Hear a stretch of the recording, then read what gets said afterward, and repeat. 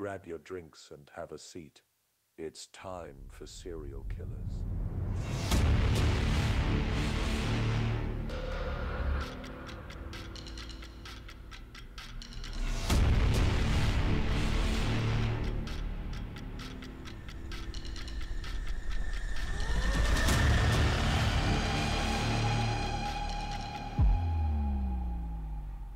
Well, that's week 2 of the new intro, and I still like it. Yeah, I think it's good. Just got to get the settings down, make sure it's not too loud for people. But yeah, no, I'm digging it. Yeah, and we're in the middle of like changing around where we podcast. Like, we're trying to figure out the right setup. And if you listen to us on me, not us, if you listen to me on Crime Bitches, you'll know that Sierra continues to push video. So for us to even consider video, we have to change our podcast setup. And so we're in the process of getting it set up, and it's a little frustrating. I'm not going to lie. Yeah, but we'll get there. Yeah, it'll get there. Just got to get some shelves, some things to connect to. So apologies. If you hear echoes, because I hear echoes when I edit. So if you hear the echoes, someday that'll change. I just don't know when. Sooner than later. And with that being said, now that we've gone through the intro and everything else, what are we drinking today? I am actually just drinking a plain old coffee. Just a plain old hot coffee with a stevia and some coconut creamer, which, by the way, when I went to go buy the coconut creamer the other day, I bought 3 of them because they're like the small ones. And the guy at Trader Joe's, when I was checking out, he like rang them up and he did like a double take on the register, and he goes $5.97, like that, like he was questioning me. He's like $5.97, and I go, okay, and he goes, that can't be right. $5.97, you have 3 of those. And I start laughing and I go, well, they're $1.99 a piece. And he goes, that is the best price of something I've ever seen come out of this store. Because it's $1.99? Because it's Trader Joe's, and Trader Joe's is expensive for everything. And I was like, listen, Except why for do you think coconut I milk. go there? I'm like, this is the only place that has this. And I'll tell you what, it's probably the best coconut milk creamer I've ever had. So yeah, I'm going to keep buying. He goes, yeah, at that price. I was like, okay, guy. Well, because we're recording this at night, to help me sleep and counteract the coffee. Right. Right. I put a little Kahlua in mine, so just going with like a little nightcap. So a little coffee and Kahlua. All right. Yeah, I can shoot espresso and go to bed. Yeah, caffeine just doesn't have that effect on me anymore. It's pretty shitty. No, but if I drink a Lotus, I'll freaking... Lotus is different, man. That Yeah. shit's built weird. I It's mean, built it is different. It is coffee beans. It's green coffee beans, but I'm telling you that the caffeination in those things are just very different. Yeah, for sure. And our son drinks it, but he's young, so he can deal with it. He's young, and he has ADHD, and they sometimes say that one of the ways to counteract ADHD is to drink caffeine. There are literally like 7-year-olds in this world that their parents get them a cup of coffee before they go to school, or like a latte before they go to school, because it helps counteract ADHD, hyperism, and stuff. I don't Crazy, know if right? I'd do that. No, it really does. I'm not kidding you. When we had the coffee bar, I actually had a lady who would come in the mornings, and she would come and get a cup of a small cup of like a lot. I think it was a latte, and the first time she ever wanted it, it was like a vanilla latte, and I was like, oh yeah. And then her son was like, no, I don't want vanilla. I want caramel. And I was like, oh, it's for a kid. And I said, oh, do you want it decaf? And she goes, oh, no. She goes, he needs the caffeine because he's getting ready to go to school. And I was like, what? And she goes, yeah. She's like, it's one of the few things that makes him not be hyper at school. And it helps him focus. It like dulls down his ADHD issues. So it's a real thing. And I actually started doing research on it. And it is a real thing. Caffeine can have the opposite effect on ADHD. People with ADHD. The more you know. The more you know. All right. So speaking of knowing and knowing more, who are we talking about today? All right. We are talking about a man named Nathaniel White. Now, Nathaniel has 6 victims, and his murder dates are 1991 to 1992. The location of his murders are Orange County, New York, His method of murder is stabbing and beating, and a characteristic of his murder is rape, as per fucking usual. Yep, that's like a common theme. So, you know how we do these things. We do the background, we do the murder, we do the blah. So I don't have a lot of background, but I do have some. So Nathaniel was born July 28th, 1960, and he was raised in Poughkeepsie, New York. He graduated from Poughkeepsie High School in 1979. He also served a short stint in the Army from 1980 to 1983. Now, supposedly, he grew up having a really good relationship with his parents and actually a semi-decent household. Supposedly, because we never know. This is just based off of things that they've been able to piece together. It's always hard for me to believe that serial killers grew up in really positive environments, but I do know there are serial killers out there that did grow up in positive environments and still turn out to be shitheads. So he could just be one of them. He did live in Maryland for like a really small amount of time as well. And then he ends up moving back to New York in Hudson Valley after he went to Maryland for a little bit. Now in 1986, Nathaniel ends up committing an armed robbery. So he does get arrested for this. So he gets caught, he gets charged, he gets tried, he goes to jail. Now he gets out on parole because it's armed robbery, so okay. Well, while he's out on parole, he actually tries to abduct a 16-year-old girl. Obviously, something goes awry and he fails at it, and he gets caught for this, and he gets charged with unlawful imprisonment and a parole violation. Now, he does end up serving a 1-year sentence for this due to him accepting a fucking plea deal.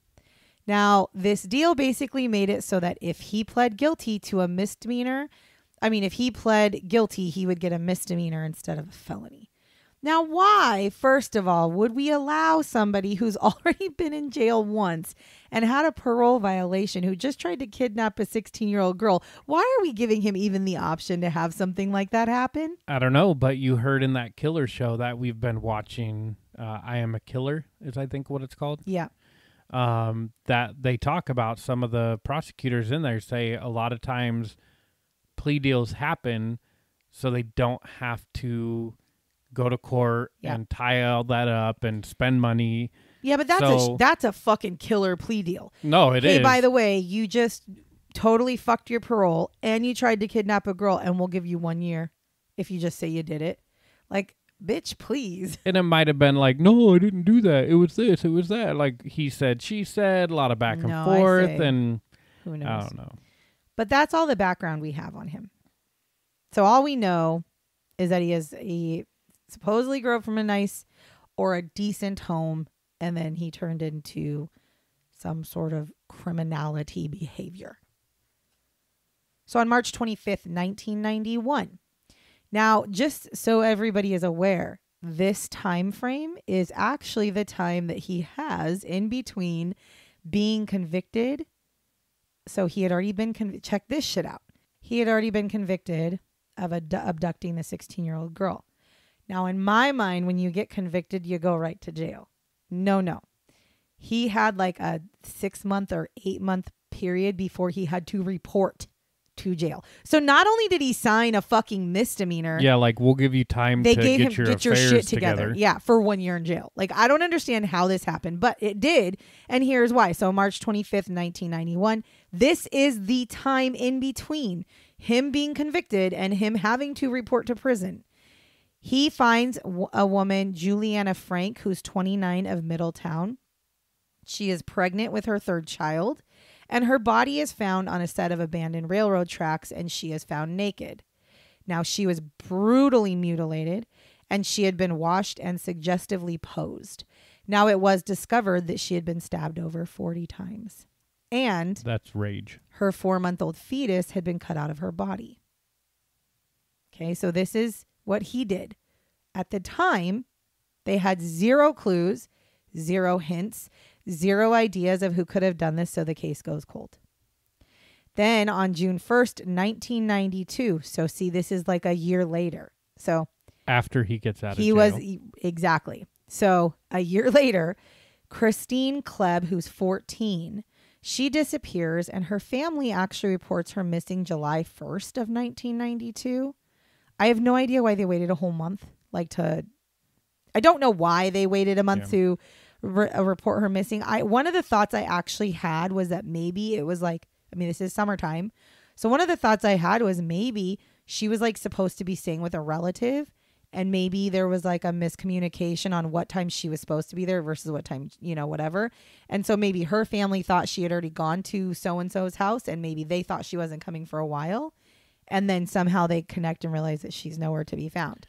I mean, that's a positive thought, because I'm over here going, well, maybe she's like a typical runaway. Well, there is or that things too. Like that. There is too, So, but it was a little weird because I was like, why'd they wait a month to, I don't know. But her body is actually found August 4th of 1992 off of Echo Lake Road in Goshen, New York. Now, July 10th, 1992, Laurette Higgins Reviere, she's 34, of Middletown, she is killed. She's actually found in her home. She's also a mother of 3 children.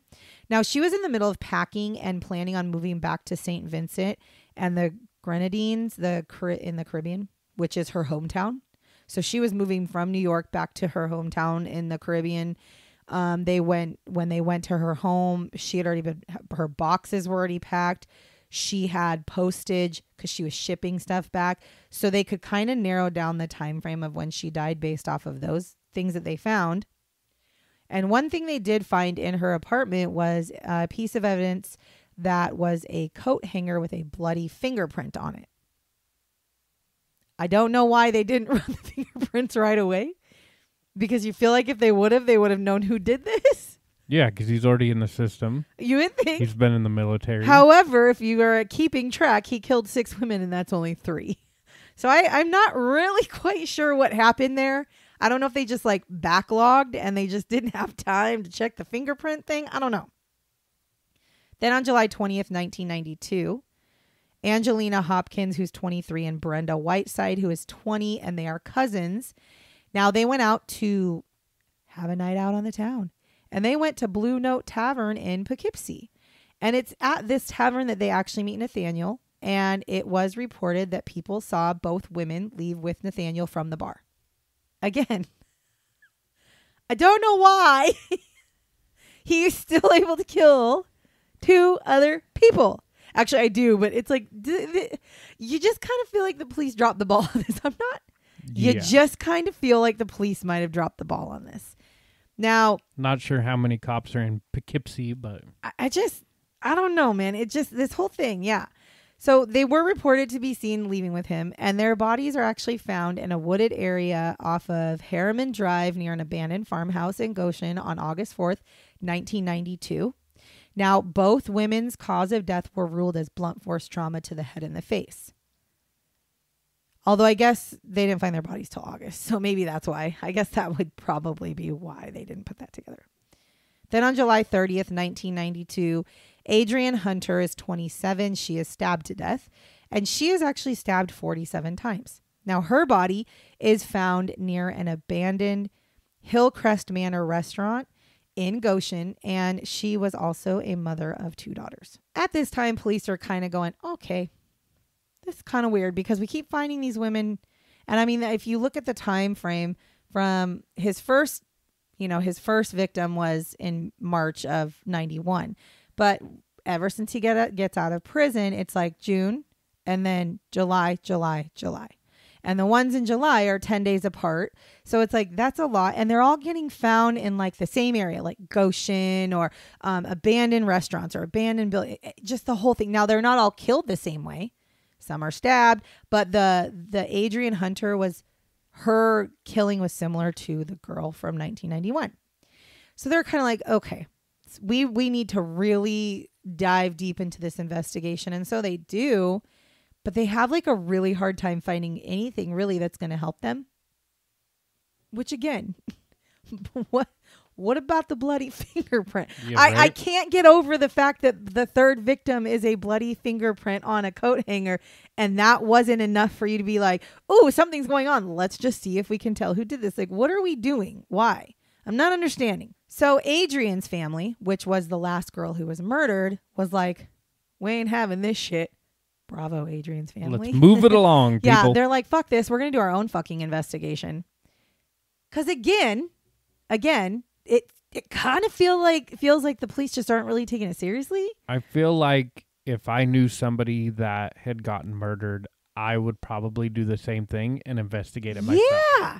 So they do. They actually are like, fucking, we're not letting this shit go. Like our daughter, sister, cousin, niece is killed. And the police are over here like, I don't know. We don't know what's going on. It's similar to these other ones where we have fingerprints and eyewitnesses, but we don't know who it idea. is. So what they did is they decided they were just going to start doing their own investigation. And so they start asking questions. They are asking all around to all the places that Adrian would have gone, could have gone, would have been, or had been to. And they're questioning. And through their questions, they actually find information that leads them to a man named Nathaniel White. Interesting. Okay. So they, because they're good fucking ass people, they take that information and they go to the police. Like, for me, I don't know if I'd take that to the police because I can't trust them. Nope. But they do. So they go to the police and they're like, hey, we kind of have been doing our own investigation and we have been asking all these questions. And one of the things that we found out is that our Adrian was seen with this guy, Nathaniel White, like at a bar or something. Okay. They're probably like, yeah, we know that. So that's what they say in there. And then all of a sudden, one of the detectives is like, did you say Nathaniel White? She's like, well, yes, I did. Why? And he's like, core memory unlocked. I remember a Nathaniel White who did a robbery back at like a year ago. And then while he was on parole, he tried to abduct a 16-year-old girl. Maybe we should take a look at this guy. Maybe. So they investigate and they actually find that Adrian and Laurette lived really close to Nathaniel. So they go to his home and they knock and no one answers. And they wait outside and nobody comes out. So they're like, fuck it, whatever. So they leave and they watch his house. And eventually he actually leaves the house with his girlfriend. They get in the car and he drives off. So the police take this opportunity to pull him over and they tell him that they're pulling him over for a license plate violation. So they pull him over. They walk up. They're like, excuse me, sir. Do you know why we pulled you over? And he's like, no. And they're like, you have a license plate violation. He's like, okay. And they're like, oh, hey, by the way, can we have your license and registration? Okay. Oh, Nathaniel White. Well, funny meeting you here. We'd like to know if you'd like to come with us so we can ask you some questions about some women that have gone missing, given your background. To which he was like, yeah, sure, whatever. So he goes with them down to the station. And when they start questioning him, he's like super calm, super freaking polite, super like reserved, doesn't really admit to anything, but has no problem asking questions or answering questions. And he was also given a polygraph test specifically pertaining to the murder of Laurette because they actually felt they had the most evidence. You fucking think? Because that's where the goddamn hanger is. They had the most evidence for that case. And so they were like, well, let's just ask him about her murder. Well, why don't you just fingerprint the motherfucker? Like, I don't understand. Duh. Or was it not a good fingerprint? Because why bring it up if there's no fingerprint? Like, I don't understand. Right. If it's a partial, say it's partial. Don't call it a fingerprint because we're going to For real, we're going to talk some shit the whole time. So anyway, so that they specifically give him a polygraph about the murder of Laurette. And they can instantly tell, as you can, that he's lying in this lie detector test. Unfortunately, those are not admissible in court. So the only thing that can do is it can give them the ability to maybe obtain a warrant, but you can't go to court with it. Right. But maybe they could use it to obtain a warrant, or maybe they could use it to keep on his ass or to keep pushing, to keep investigating specifically him. And so the whole time, though, he's maintaining like, nope, I didn't have anything to do with it. Nope, I didn't kill her. Nope. Finally, the police are like, okay, well, he's saying no to everything. We've even told him, like, sir, you're not telling the truth. Like, we're giving you a polygraph and you're literally lying to our face. And we're telling you that you're lying and you're still saying that you're not, that you're innocent. So one of the police then says, okay, well, I'm just going to shoot you straight, bud. The reason we brought you in here is because we're pretty sure you had something to do with it, because you see, we have a coat hanger with a bloody fingerprint on it. That's what he tells him. To which then Nathaniel's like, fuck it, you got me. Okay, fine. Fine, I killed her. Okay, fine. He said, I went to Laurette's house and her and I had sex, and then I just started stabbing her repeatedly. That's what he tells them. And so they're like, cool. And then he says, I also posed her body because that is something that I had seen done in vampire movies. Okay. He then continues, because, you know, once you start, you can't stop, to tell them about each one of these other girls that he murdered. This includes Adrian, Angelina, Brenda, Christine, and Juliana Frank from March of 1991. See, and I've heard that, like, once people start to confess, they just kind of, like, it's a weight lifted almost. And they just kind of like, oh, you got me for one, so blah, here's everything. I almost feel like that's how it goes, because you think about it. You're going, as soon as you admit that you did it, you know you're going to prison. So it's kind of like, well, I'm going to prison probably for life because I murdered somebody. That's always your thought. So you're like, fuck it, might as well tell the whole goddamn world. Here you go. Because once it's off your chest, it doesn't. If you're somebody who cares at all or holds any sort of like remorse in any sort of way, you would want it off your chest. I know you would, because you can't keep can't keep shit to yourself ever. Hell no. You would literally be that. I'm like, I did it all. You would do. I think I would keep my shit forever. I think they'd have to force me. I don't think I'd buckle on a fingerprint on a hanger. I think I'd have to. I think I'd call their bluff. I'd be like, I think if I was ever, like, yo, a hanger is tiny. If I ever, you ain't get no fingerprint. If I was ever in a situation, yeah, I think I would make them take my ass to court and prove it. Even if I did it and I knew I did it, I'm a stubborn motherfucker. I'm a stubborn motherfucker. And it's like when I have my mind set to it, it's like, no. So if I did something bad that I don't want to get caught with, I will go to my grave with that shit. What? No, I'm saying you would. I know. Whereas you would sing like a fucking bird. This is why we can never be partners in crime. After a you'd while, be like, nah. I'd just give up and be like, yeah, fuck it, you got me, leave me alone. Yeah, you probably would. Let me go lay in solitary confinement for a while. Now, he did tell the detectives that his very first victim, that he's corroborating his very first victim, was Juliana Frank. And of course, the police are like, oh, well, this kind of makes sense because Juliana Frank died and there was nothing. And then all of a sudden, a bunch of other girls like showed up out of nowhere right around the time that he got out of jail. Like, no. Why was that not the first thing you did? Actually, you're going to hear about it. This is why I feel like they totally botched this shit. I know it ends up fine in the end, but just wait. So Nathaniel ends up taking the police to a location in the woods where the remains were found of Angelina, Brenda, and Christine. So they knew that those people were missing, Angelina, Brenda, and Christine, but they did not find they found the bodies because he brought them to them because they were all together in the same kind of area. Now, August of 1992, he's officially charged with 6 murders. And in May of 1993, Nathaniel is convicted and he receives 6 consecutive terms of 25 years to life in prison. If you can't do the math on that, that's 150 years. Now, Nathaniel is currently serving his 150-year sentence in maximum security prison in Elmira Correctional Facility. He has a release date. He does. Of? His release date is set for February 16th of 2138. Damn. That is a long He will never get out. Nope.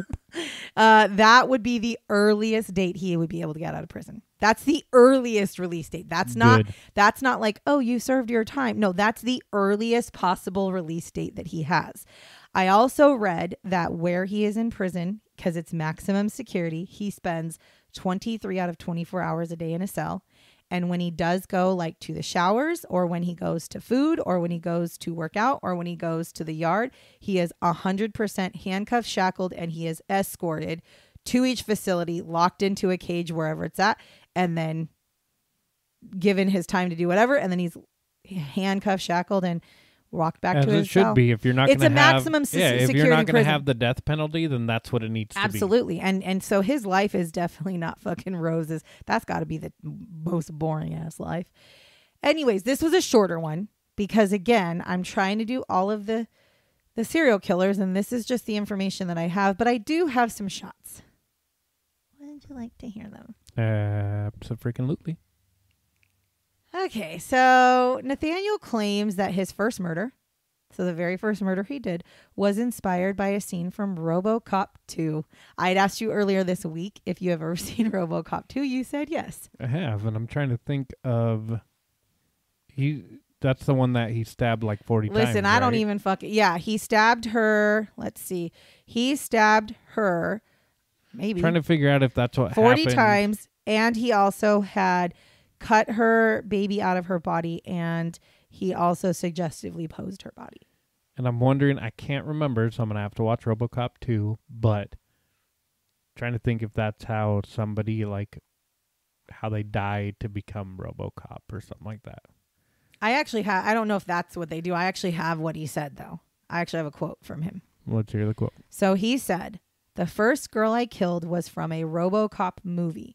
I seen him cut somebody's throat, then take the knife and slit down the chest to the stomach and left the body in a certain position.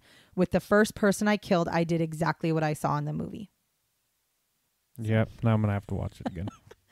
So there's that. So that was his inspiration, apparently, to start killing people. Now, Nathaniel also committed his first murder, which I've already said this, while he was waiting to serve his 1-year attempted abduction sentence because he wasn't required to go right to prison from his conviction. He got a taste of it. He got and then sat in jail for a year. So that's funny that you say that because that's actually what they talk about. Is they're like, he literally killed somebody and he went into prison right afterwards, literally like days afterwards. And the whole time he just stewed in prison and thought about how when he gets out, he would like to murder again. That's probably why it was so close together. So in April of 1992 is actually when he was paroled, and then he killed his next victim at the end of June of 1992. So he was out of prison for 2 months before he killed somebody for his next kill. Which is not very long. And actually the person he killed was 14-year-old Christine Klebb, who happened to be his girlfriend's niece. And y'all didn't tie this Thank you. shit Okay, together. that's what I was talking about earlier. So I was like, first of all, when she went missing, okay, they didn't find her body until later. Her body wasn't found till August. But when she went missing, you did not think for 1 second to go, well, that's weird. Your boyfriend just got out of fucking prison for abducting a 14-year-old girl or a 16-year-old girl. And now a 14-year-old girl is missing. How the fuck did you not put that together? Well, he probably didn't tell anybody that he's fresh out of the clink. Maybe not them, but the police could have. Oh, that's true. Because when they call the police and they come and talk to the family, when they talk to the girlfriend and say, do you have a boyfriend or blah, blah, blah. And she's like, oh, yeah, his name's Nathaniel White. Really? You didn't think to do a background on the fucking family? Anybody? Maybe they didn't ask the right question. Apparently not. See, that's why I say, okay, so this right here is, it's getting better. Just hold on a second. So I got her all worked up. That's why you guys need a video. So first of all, the bloody fucking fingerprint on the coat hanger. What the fuck? Second of all, now you find out that Christine Klebb is his girlfriend's niece, and she goes missing right after 2 months after he gets out of jail for abducting a fucking 16-year-old girl. But wait, there's more. His third victim, Lorette Riviere, the one that they actually got him to admit to killing with the lie detector test and all that stuff. She was actually a really good friend of his girlfriend's as well. So good that they even had her 3 kids over for a sleepover a few weeks before the murder because they were all such good friends. So again, I ask you, now you've got 2 people directly connected and linked to Nathaniel White, who got out of prison for abducting a 16-year-old girl literally 2 months ago, and you did not think that you should probably fucking look into him? Really? Sounds like we got some detectives that need to go back and take the test. And you have a fucking coat hanger with even a partial bloody fucking print. Maybe if you did your damn fucking job, detectives, you would have been able to get that fingerprint to match Nathaniel because he'd already be on your radar. Or fucking watch him. Yeah, I don't know how well of a area Poughkeepsie is. I don't know, but I was very overloaded with work or what. But I was very disappointed. I mean, when you look at the broader picture, sure, there's definitely some I'm not a points. police officer and I'm not a detective, but I will tell you that the most basic thing that I would do if I found out that a woman was killed in her apartment, the first thing I'm going to do is find out who her acquaintances are. When I find out that one of her good friends is the fucking aunt of a girl who's missing, who happens to be boyfriend and girlfriend with a guy who just got out of prison for abducting a 16-year-old, I'm on his fucking ass. Period. How is that not how this happened? I'm not a detective. Maybe I shouldn't be, because by God, I feel like I would honestly like to say that I feel like had they done their fucking job, 3 women would still be alive. I really think they could have caught him after Lorette died if they would have fucking did their job. Right. And I always play the reasonable one. And I'd say if they were allowed to do their job, if they were able to do their job, because like I said, who knows? What if they got 10 murders on them and they're trying to figure it all out at the same time? Well, then you fucking outsource and find people to help, because one person's life is not worth more investigation than another. Absolutely not. And it doesn't. This is the problem within the police force. This should literally have been a very simple case to solve, because the links are all there. The links are all fucking there. So anyways, final shot is, this is a direct quote from Nathaniel White. I don't know when he said it, in some sort of an interview. It was a jailhouse interview. He said, "I hear this voice in my head saying, she deserves to die." And then he says, "While I'm doing it, I enjoy it." He did also, which I did not put this in here, he did try to do an insanity plea, and he was found fit to stand trial. So that's why you went into the military, bud. Yeah, but I mean, listen, that's not saying much. No, but I'm just saying, like, it'd probably be pretty hard, because then they'll start looking at, well, if he's unfit to stand trial, why was he in the military? Well, but PTSD alone could have triggered some shit like that, to be fair. So, yeah, but do I think he heard voices? No, I don't. I think he tried to use that as an excuse, because that is something. There are quite a few people in this world, especially serial killers, that do hear voices, and a lot of the times they get away not with murder, but they get lighter sentences, avoid the death penalty, or they get lesser punishment, right? Or they'll get to serve in like a psychiatric facility or a medium security prison. He was looking at a very long time in prison, and he knew that. So I think he was trying to say, like, oh, I don't kill these women.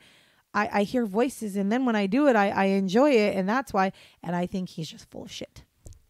You got what you deserve. Absolutely. And to be honest with you, the fact that you enjoyed it, regardless if you're telling the truth or lying to try to get insanity or whatever, you should never be out of jail. Your ass needs to be in that cell. I was happy to see that he was still in jail, and I was happy to see that he is in maximum security, and I was very, very happy to read about the way he is treated at this facility. Not bad or anything, but I mean, the fact that he has 0 freedoms in there.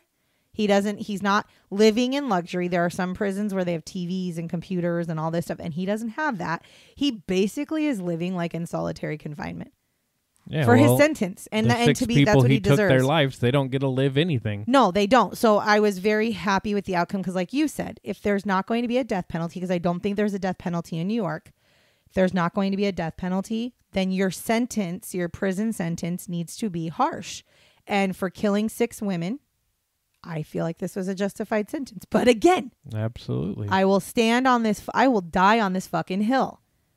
There should not have been 6 women killed by this man. Nope. There was evidence and things that you could have done to probably prevent 3 of those murders. Because if you would have just started questioning, you could have used the bloody fucking fingerprint right after you found it. You guys waited till 3 more women died before you took it serious enough to be like, oh, let me see if I can find a link. But the fact that a girl is murdered who is the niece of his girlfriend, and then his girlfriend's really good friend is also murdered, and you don't think for 1 second to look at the guy who just got out of jail? You're out of your fucking mind. Well, this is why we do so good on those games, the those mystery murder games. Unsolved. Yeah. I love those games, because I know I'm not a detective, but by God, sometimes I feel like, Sierra and I just talked about this not too long ago, is we feel like those internet detectives or people who are not paid to be detectives sometimes are better detectives, not because we know better, but we don't have the legalities and the politicalness that we have to follow when it comes to cases and evidence, right? So like you can do whatever you want, like we talked about the documentary of the guy who killed the cat and then killed a person, and it was like, had it not been for the internet detectives looking at like what, pausing the screen and zooming in and finding out what his outlet looked like to see if it was in the United States or somewhere else, and then they found out, oh, that's not a United States outlet, so he can't, this didn't happen in the United States. And the fact that police didn't look into that, it's just like, it's almost like you feel like they do it so much, it's almost like just monotonous. Yeah. And they just do what they know they're supposed to do, and they don't think outside the box. They don't have fresh eyes on it because unfortunately they do it all the time. I would never want to be a detective because you probably become pretty desensitized and numb to this kind and of like shit. I said, you're probably working on multiple cases at one time, so you're trying to remember which one goes with which and look at this and look at that. Yeah. These internet detectives, they focus on that one thing and go after it. So I mean, yeah, I think it's very beneficial, you know, that these internet detectives do what they do. Yeah. And share information. Now, they could probably be a little overbearing at times, I'm sure, but, you know, you got to weigh the good and the bad, right? Well, I will say, because you make me feel like shit, you make me feel bad now. I'm not sure why I make you feel bad. Because now I'm going to just say I apologize to the Poughkeepsie detectives for talking shit, because he's probably right. You're probably, and of course this was like 20, 30 years ago, but yes, detectives are overwhelmed and they do have a lot of cases. But I just look at this and go, oh God, like 6 women unnecessarily died. But the evidence was right there after the third. And you never know. They could, the detective may be going, if I would have just done this. I know, but that's why I could never be a detective. No. Because if you miss something, if you delay on something, then you're beating yourself up that this could have happened. Yeah. Or I could have stopped this. And it's just, I don't know if I could deal with that part of it. Yeah, that would be hard. But so apologies to anybody who is in the Poughkeepsie. Not even Poughkeepsie. Apologies to any detectives out there, because I will be honest, and I do think that detectives have an extremely hard job. And I do think that internet detectives make their jobs harder, because I do think that there is a big group of internet detectives that they go above and beyond, but overstep their bounds a lot. And I agree with you on that. And it's overbearing.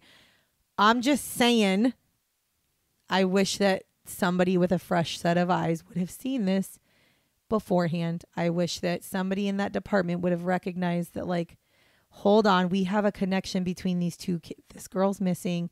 This girl's dead. We have a fingerprint, and there is one person who's in this triangle of people. Because what did end up making them go for Nathaniel White was the fact that one family did the research. And then when they brought the name up and they searched him, they found out that he lived close to these people. They probably found out that he was the girlfriend. The girlfriend's niece was the girl that was missing. They probably found out that Lorette was his, girlfriend's friend. And when they asked him about it, he said nothing until they told him about the coat hanger. So I'm sitting here going, man, if they would have just asked him after Lorette. What they should do is they should have a group of like volunteers. You volunteer to be a internet detective. Sleuth. And you work in the police department. Well, if you hit certain points in an investigation, then the police department can say, hey, internet sleuths, I'm gathering you. Take a look at this. Tell me what you see. Yeah, but that'll never happen because... Well, and there's also a lot of, like what you said, laws and regulations and stuff like that. We may go, you could have just done this, but there could have been 100 things that says they couldn't have done it because of how it was found or when it was found or what it would like. There's just so much stuff, and they need to make sure that their cases are airtight, because one little slip up, even though they would know this is a murderer, they get a walk. Yup. So anyways. Which is bullshit. Bullshit. That's bullshit. Well, now that brings us to the end. It does. So this is where we say things like, follow us. If you're not following us, follow us. If you're new here. Share us. If you're new here, we appreciate you. And if you like what you hear, just click the plus button or the follow button on whatever platform you're listening to us on. And then every single Thursday morning, you'll get a little thing on your phone that's like, hey, Fatal Blend posted a new podcast. And for the people that have been listening to us for a while, big ups to you. We appreciate you too. We had a big jump of downloads this week. I appreciate every single one of you, because if I had 0 downloads, I don't know if I'd keep doing this, because that would be pretty boring for everybody else. But I don't. We have a lot. So, and we continue to improve like all the time. So big ups to all of you for giving us a chance and sticking with us. So once again, thank you so much. And we will catch you next week. And this is the part where I'm going to say goodbye. And I'll follow that up with a bye-bye. Remember to lock your doors and bar your windows. Until next time.